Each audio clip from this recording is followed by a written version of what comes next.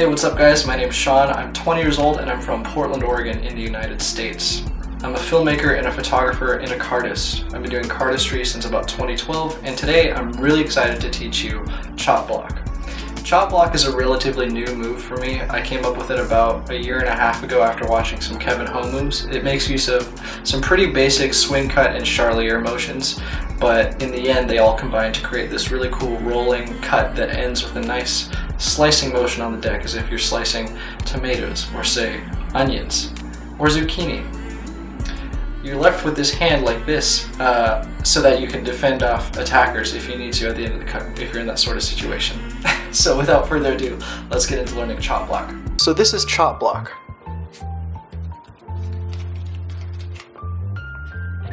That's what it looks like. Let's get into it. So there's a couple prerequisites that we want to go over. First off, the swing cut. If you're not familiar with the swing cut, Jaspas has a lot of great tutorials on it. Basically, you just want to use your index finger to lift up half the packet you're holding from a biddle grip. Next is this motion here. You're not actually going to be in this position, but it's important to figure out how to get this packet into a charlier position. That's pretty easily done. Start here just to practice. You're in straddle grip on the short edges of the card. Your thumb is going to come over with the index finger of the left hand to the long edge of the face-up packet. From here you're going to start like you're doing a scissor cut, so you're going to kind of come off this way, and you're going to continue extending until this packet clears the packet it's sitting on. From here you're going to retract your index finger, allowing for this packet to slide on top of the knuckle of your index finger. Your pinky and your ring finger of the left hand kind of push this bottom packet into a charlier position while your index finger curls under. Like so. Now you're in a charlier. So this is kind of a utility move that's kind of circulated around the packet cutting community just as a way to get into a new position to sort of solve this position here. From here, really slowly again, these two fingers pinch, pulling off here. The important part is the index finger pulling in like that, as you can see in the mirror. And now you're here. Great. Okay, so let's get into learning chop block. You're cutting off a quarter packet here from the top, and you're going to break off another swing packet here. You want to make sure this bottom packet is, maybe a quarter of the top packet. You're in straddle grip in your left hand as you rotate your right hand face up. Now I'm going to take the Queen of Diamonds packet, the bottom packet, with my thumb and my index, like so.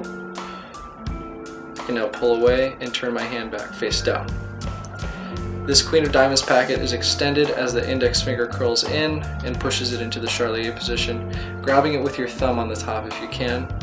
That's more like bonus points, you don't have to. From here you break off pretty evenly about half of this right hand packet, ensuring that my ring finger and pinky are on the long edge here.